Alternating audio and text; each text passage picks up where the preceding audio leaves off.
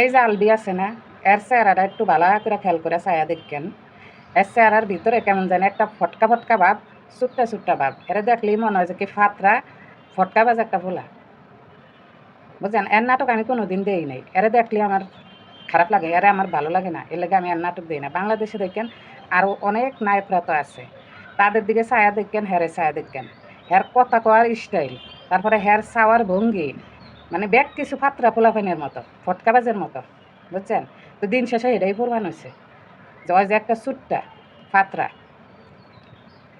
আজকে বউটা দুনিয়া থেকে চলে গেছে, ওর তো কিছু হইব না, যা হওয়ার হইব তো পোলাটার।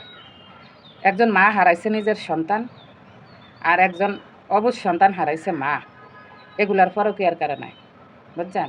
তো এদিকে কোনোদিন বালা থাকবো? কখনো বালা থাকবো না।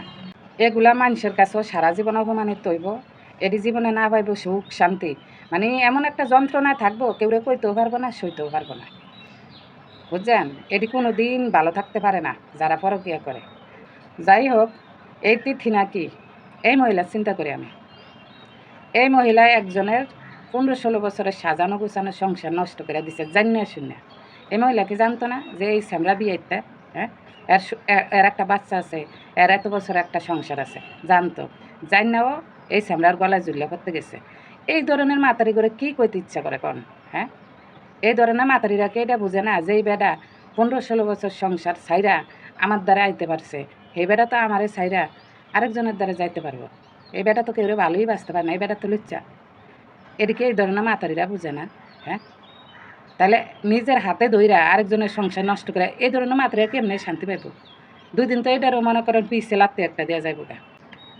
আঙ্গ বাংলাদেশে যে পরিমাণ মনে করেন এরকম পরকীয়ার হার বাড়ছে, অনেকগুলো হয়তো মিডিয়া আছে, আর মিডিয়ার মানুষের লেগে আমরা জানছি দেখছি, কিন্তু এরকম অনেক খবর আড়ালে থেকে যায়, এটা আমরা জানি না।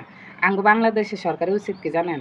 মানে এই পরকীয়ার একটা কঠিন আইনি ব্যবস্থা নেওয়া, কঠিন আইন জারি করা, যাতে করে মানুষ পরকীয়া থেকে সরে আসে, এই ধরনের কাজ যাতে না করে। যাই হোক, এই যে তিথি, এই মহিলা দেন কী পরিমাণ নাটকবাজ।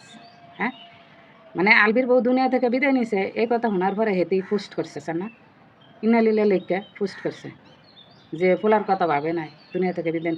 তুই আরেকজনের বেটা নিয়ে তুই যে আনন্দ ফুর্তি করতেছস, করতেছ, হ্যাঁ, আর হেবেরি এডি চাইছে দেখবো। হ্যাঁ, এই ধরনের মাথার এমন একটা ভাব জানেন, এরা মনে হয় যে কোনো দিন বেটা পাইব না। এরা কি আরেকজনের সংসারের মধ্যে ঢুকে পড়ে, আরেকজনের সাজানো গোছানো সংসার নষ্ট করে দেয়। হ্যাঁ, তোরা যারা এই ধরনের কাম করস, মানে মহিলা পুরুষ পরকিয়া করস, তবু ব্যক্তির উপরে আল্লাহর গজব পড়ুক, তবু যেন আল্লাহ একটা ধ্বংস করে দেয়। হ্যাঁ, তবু এগুলো শুনলেই মেজাজ খারাপ হয়ে যায়, বুঝছস? তোরা আরেকজনের সন্তানরে দুনিয়া থেকে বিদায় নিতে বাধ্য করছস, আবার অবুঝ সন্তানের মারে দুনিয়া থেকে বিদায় নিতে বাধ্য করছস। আল্লাহ তোদের উপরে গজব নাজিল করুক। এই রোজার মাসে রোজার একটা অভিশাপ দিলাম। তুই এই যে ছবি তোলার ভাব, আবার দেখেন জন্মদিনে উইশ করে, মানে এগুলো পোস্ট। একজন বউ এত বছর ধরে সংসার করতেছে, ভালোবেসে বিয়ে করছে, ওই মহিলা কীভাবে সহ্য করবো কোনছে? হ্যাঁ, আর সবার উদ্দেশ্যে একটা কথা কইতে চাই, সংসারে মনে করে নানান রকম ঝামেলা হইব, আপনারা কেউ এত বড় সিদ্ধান্ত নেন না। হ্যাঁ, অন্তত সন্তানের জন্য বাইসে থাকার চেষ্টা করেন। একজন বাবা না থাকলে কিন্তু সন্তানের তত বড় ক্ষতি হয় না, কিন্তু একজন মা না থাকলে সন্তানের অনেক বড় ক্ষতি হয়। যদি দেখেন যে এরকম কোনো পরিস্থিতি আইলে দরকার হয় সন্তান নিয়ে এক সাইড হয়ে যাবেন, তবুও দুনিয়া ছেড়ে চলে যাওয়ার চিন্তা করেন না, তাইলে দুনিয়াও শেষ, আখেরাতও শেষ। এই ধরনের সিদ্ধান্ত কেউ নিয়েন না।